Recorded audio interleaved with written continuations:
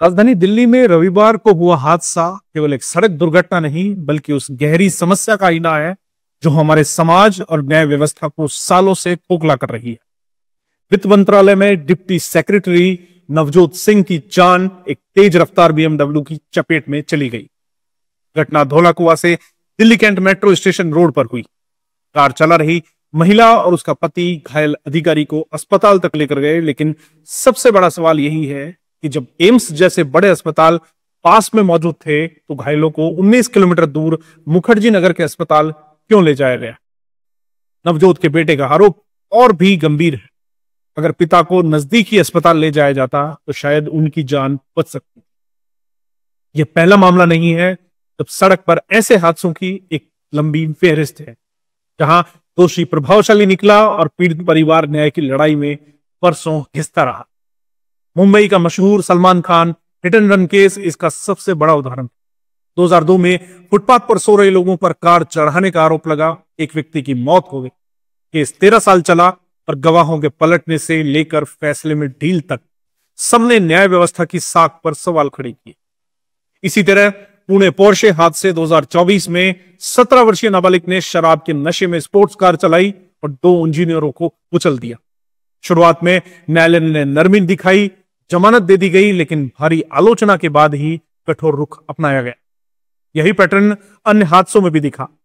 जम्मू थार हादसा 2023 में बाइक सवार की मौत हुई और आरोपी रसूखदार परिवार से जुड़ा, इसलिए मामले को दबाने की कोशिश से सामने आई। राहुल गांधी काफिला हादसा बिहार 2022 में भी काफिले की गाड़ी से एक व्यक्ति घायल हुआ, लेकिन पूरा मामला राजनीतिक विवाद में दबकर असली पीड़ित की आवाज दबा दी गई। ये घटनाएं दिखाती हैं कि सड़क पर कानून सबके लिए बराबर नहीं। आम आदमी गलती करता है तो तुरंत जेल और कड़ी सजा मिलती है, लेकिन जिसके पास पैसा, सत्ता या रसूख है उसके लिए सिस्टम लचीला हो जाता। पुलिस जांच ढीली कर दी जाती है, अस्पताल में गलत समय, गलत जगह जैसी दलीलें दी जाती है और अदालत में तारीख पर तारीख का खेल चलता रहता। भारत में हर साल सड़क दुर्घटनाएं लाखों जिंदगियां निकल जाती। सरकारी आंकड़ों के मुताबिक हर दिन औसतन 400 से ज्यादा लोग सड़क हादसों में मरते हैं, लेकिन जब दोषी रसूखदार होता है तो हादसे का फोकस पीड़ित से हटकर आरोपी को बचाने पर शिफ्ट हो जाता है। यही असली संकट है।